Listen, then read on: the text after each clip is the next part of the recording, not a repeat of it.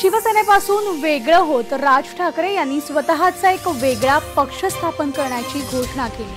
पक्ष स्थापनेला आता तब्बल 11 वर्ष झाली आहेत, पण मनसेला अजूनही अपेक्षित यश मिळू शकलेलं नाहीये आणि महाराष्ट्राच्या राजकारणात राज ठाकरे यांना घट्ट पकड मिळवणं अद्याप तरी जमलेलं नाहीये। त्यातच लोकसभा, विधानसभा आणि त्या पाठोपाठ झालेल्या महापालिका निवडणुकीत मनसेची कामगिरी अगदीच सुमार झाली। मुंबई महापालिकेमधला पराभव हा तर राज यांच्या जिव्हारी लागलाय आणि त्यातून पराभवाचं खापर राज यांनी पक्ष नेत्यांवर फोडण्याचा प्रयत्न केला। मात्र पक्षनेत्यांनी पलटवार करत राज यांनाच आरोपीच्या पिंजऱ्यात उभं करण्याचा प्रयत्न केलाय आणि त्यामुळे आता मनसेचं इंजिन गती पकडू शकेल का याबद्दलच चर्चांना उधाण आलंय आणि यावरच आमचा हा विशेष कार्यक्रम घेऊन आलोय, घसरलेलं इंजिन।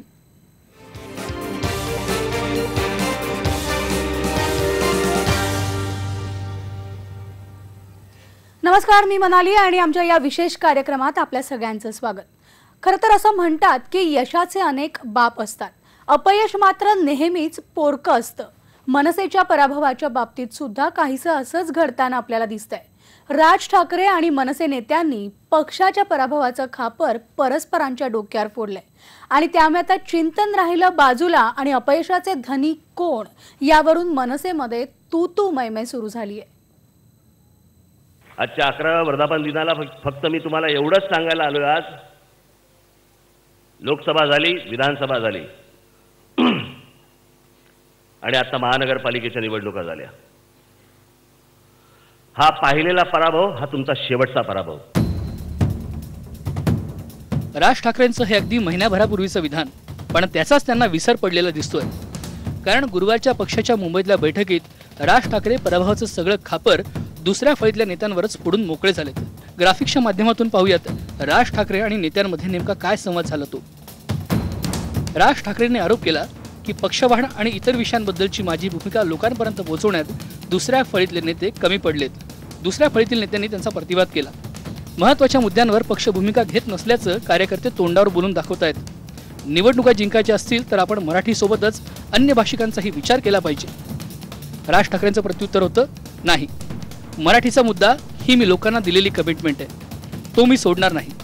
भले मला मतं मिळाली नाही तरी चालेल। बैठकीदरम्यान राज ठाकरेंनी नेत्यांना कानपिचक्या दिल्याचं बाळा नांदगावकरांनी मान्य केलं, पण कुटुंब प्रमुख म्हणून त्यांना आम्हाला बोलण्याचा अधिकार असल्याचं सांगायलाही ते विसरले नाहीत।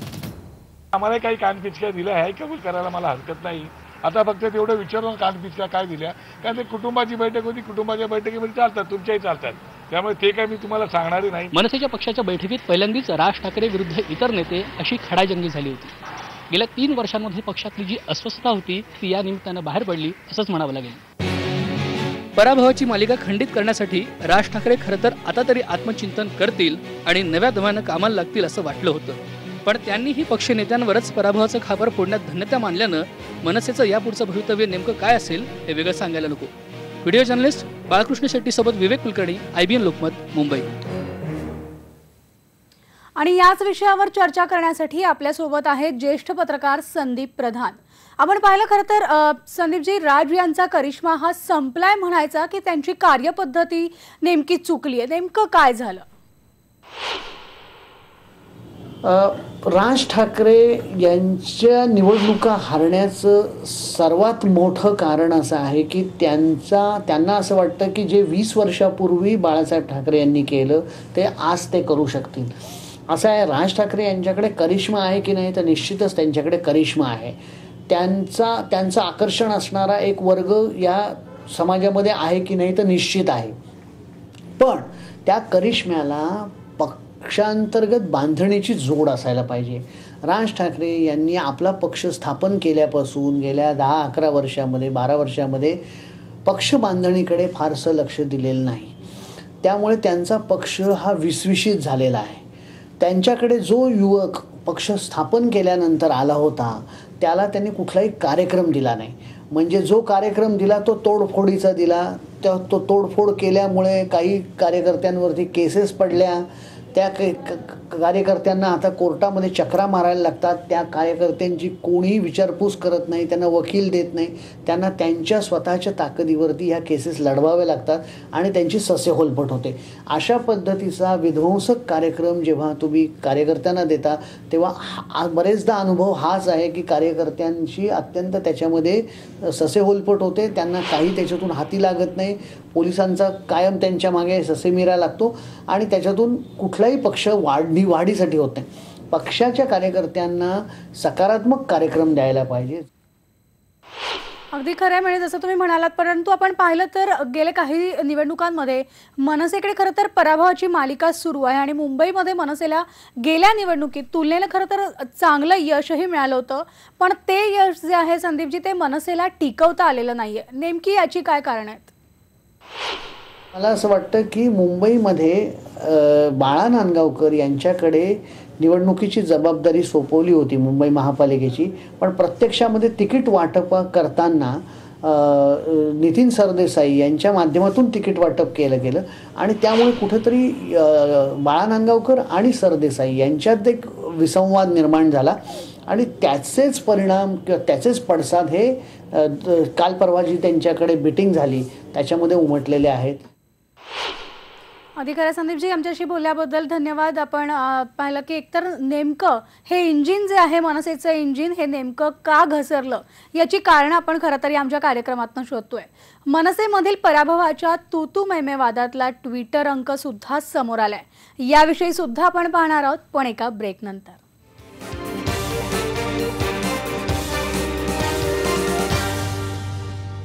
मनसेमधील पराभवाच्या तू मैमे वादातला ट्विटर अंक सुद्धा आता समोर आलाय. पक्षाचे युवा नेते संदीप देशपांडे यांनी थेट ट्विटरवरूनच राज ठाकरेंनी संघटनात्मक बदलाची मागणी केली आहे.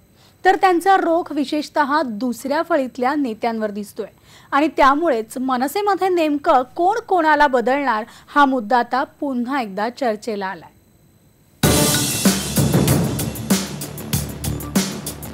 मनसेच्या पराभवाचं कवित्व काही केल्या संपायचं नाव घेत नाहीये. पक्षाच्या पराभवाचं खापर कोणाच्या डोक्यावर फोडायचं यावरून स्वतः राज ठाकरे आणि मनसे नेत्यांमध्ये वाद झाल्यानंतर आता पक्षाचे युवा नेतेही दुसऱ्या फळीतल्या नेत्यांविरोधात उघडपणे बोलू लागले आहेत. संदीप देशपांडेंनी तर थेट तशा आशयाचं ट्विटच केलंय. या ट्विटमध्ये संदीप देशपांडे म्हणतात, सतत सकारात्मक बदल हे प्रगतीचं लक्षण. राजसाहेब ठाकरे 19 मार्च 2006 शिवाजी पार्क. मग या संकल्पनेची अंमलबजावणी पक्षात व्हायला हवी. विशेष म्हणजे याच आशयाचं ट्विट अमेय खोपकर यांनीही केलं होतं, पण नंतर त्यांनी स्वतःच हे ट्विट डिलीट करून टाकलं. असो, पण या निमित्तानं मनसेतील दुसऱ्या फळीतले नेते आणि युवा नेते यांच्यातला वाद पुन्हा चव्हाट्यावर आलाय. पक्षातल्या युवा नेत्यांनी थेट ट्विटरवरूनच पक्षातल्या नेते मंडळींना बदलण्याची अप्रत्यक्ष मागणी राज ठाकरेंकडे केली आहे. विशेष म्हणजे चिंतन बैठकीतल्या वादाला 24 तास उलटत नाहीत, तोच पक्षातला हा नवा वाद उफाळून आलाय. राज ठाकरे यांच्या मर्जीतील मानले जाणारे देशपांडे आणि खोपकर यांनी ट्विट केल्यानं या ट्विट्सला निश्चितच वेगळं महत्त्व आहे. बघूयात युवा नेत्यांच्या या संघटनात्मक फेरबदलाच्या मागणीला राज ठाकरे कसा प्रतिसाद देतात. दरम्यान मनसेतील दुसऱ्या फळीतले काही नेते शिवसेनेच्या संपर्कात असल्याच्याही बातम्या अधूनमधून येत असतात आणि याच नेत्यांनी पक्ष बैठकीत पराभवाचं खापर राज ठाकरेंवर फोडण्याचा प्रयत्न केला होता. म्हणूनच त्याला प्रतिवाद म्हणून हे मनसेतलं ट्विटर वॉर आता पेटलंय असं बोललं जातं. पण या सगळ्या कुरघोडीत मनसेचं उरलं सुरलं अस्तित्व सुद्धा संपून जाईल आणि याचंही भान पक्षाध्यक्षांपासून नेत्यांपर्यंत कुणालाही आल्याचं अजून तरी दिसत नाही. सुवर्णा दुसाने, IBN लोकमत, मुंबई. आणि याच विषयावर बोलण्यासाठी आपल्यासोबत ज्येष्ठ पत्रकार संदीप प्रधान आहेत. पुन्हा एकदा आपण संदीपजींकडे जाणार आहोत. खरं तर पक्षामध्ये सध्या वादाचे मुद्दे आहेत आणि हे नेमके वादाचे मुद्दे म्हणजे काय आहेत आणि हा बेबनाव नेमका कशामुळे संदीपजी? मला असं वाटतं की वादाचा मुख्य मुद्दा हाच आहे की राज ठाकरे हे ॲक्सेसेबल नसणं. राज ठाकरे हे बरेच वेळा नेत्यांना सुद्धा भेटत नाहीत, कार्यकर्त्यांना भेटत नाहीत आणि मग अशा वेळी परिस्थिती अशी होते की नेत्यांना काही सांगायचं असेल, नेत्यांना त्यांच्याशी चर्चा करायची असेल, दिशा त्यांच्याकडून घ्यायची असेल तर ती त्यांना मिळत नाही. दुसरं असं की राज ठाकरे भूमिका घेत नाहीत, घेतलेल्या भूमिकेवर ठाम राहत नाहीत. काही वेळेला एखादी भूमिका घेतात आणि कालांतरानंतर ती भूमिका बदलतात.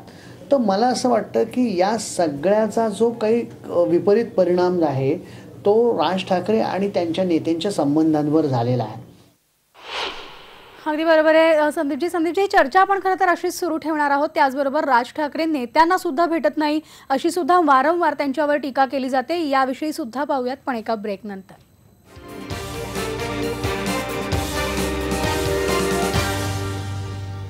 खरं तर राज बहुतांश वेळा आपल्याच पक्षाच्या नेत्यांना भेटत नाहीत अशी टीका त्यांच्यावर वारंवार झाली आहे.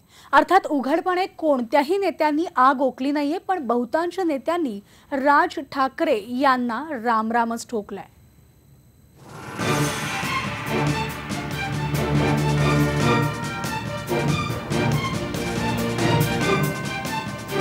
मनसे सोडून गेलेले नेते औरंगाबादचे प्रकाश महाजन, मुंबईचे सतीश प्रधान, तर मुंबईच्यात श्वेता परुळेकर, कन्नड विधानसभेचे आमदार हर्षवर्धन जाधव, तर नाशिकहून मनसे सोडून गेले हेमंत गोडसे, मुंबईहून सोडून गेले राम कदम, तर नाशिकहून सोडून गेले वसंत गीते.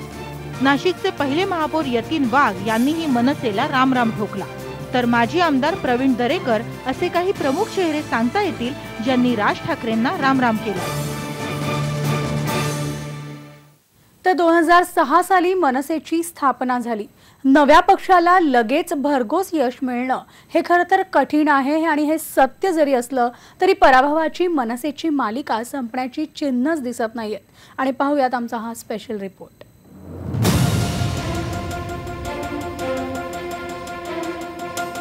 राज ठाकरे यांच्या पक्षाला दारुण पराभवाचा सामना कधी कधी करावा लागला ते पाहूयात. मुंबई महापालिकेच्या 2007 आणि 2017च्या निवडणुकीत मनसेचा दारुण पराभव झाला. पुणे महापालिकेत 2017 मध्ये मनसेची अत्यंत वाईट अवस्था झाली. ठाणे महापालिका 2017, नाशिक महापालिका 2017 आणि खेड नगर परिषद 2017 या तीनही ठिकाणी राज ठाकरे यांच्या पक्षाला दारुण पराभवाचा सामना करावा लागला. खेड नगर परिषदेमध्ये अध्यक्ष निवडून आलेत, पण नगर परिषदेत मात्र त्यांचा पराभव झालाय. तर कल्याण डोंबिवली महापालिकेत 2015 मध्ये मनसेचा दारुण पराभव झाला होता. Bureau report, IBN Lokmat. तर आपण पुन्हा एकदा जाणार आहोत ज्येष्ठ पत्रकार संदीप प्रधान यांच्याकडे. खरं तर संदीपजी, आता तुम्ही सगळंच ऐकलेलं आहे. राज ठाकरेंचं नेमकं काय चुकलं आणि पक्षाच्या पराभवाची जबाबदारी जी आहे ती नेमकी कोणाची म्हणावी लागेल? राज ठाकरे यांनी काहीच केलं. ते जे बोलले ते त्याच्या विपरीत वागले. ते म्हणाले की मी स्वतः निवडणूक लढवली नाही.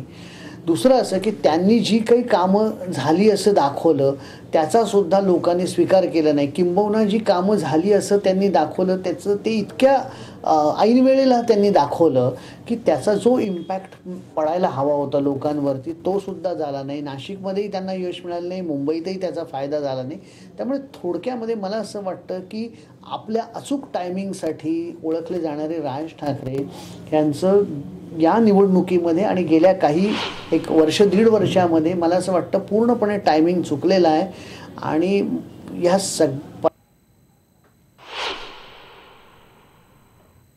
आपण पाहिलं आपल्यासोबत होते ज्येष्ठ पत्रकार संदीप प्रधान आणि त्यांच्याकडनं सुद्धा त्यांची मतं जाणून घेतलेली आहे. खरं तर सगळ्याच पक्षातूनच खरं तर बदल झाला पाहिजे असं पक्षामधल्या नेत्यांनीच सगळीकडे ट्विटरवर असेल म्हणजे संदीप देशपांडे किंवा अमेय खोपकर यांनी ट्विटरवर म्हटलेलं आहे. तर पराभवाचं खापर हे जे आहे ते एकमेकांवर फोडून काही होणार नाहीये. तर त्यासाठी राज यांना स्वतःचा आळस झटकून मैदानात उतरावं लागणार आहे. बाळासाहेबांप्रमाणे राज यांनी खरं तर नकला केल्या, पण बाळासाहेबांप्रमाणे माणसं जपणं मात्र अजून तरी राज यांना जमलेलं नाहीये. आणि त्यामुळेच घसरलेल्या इंजिनाला गती कधी येणार हा प्रश्न तसाच राहील.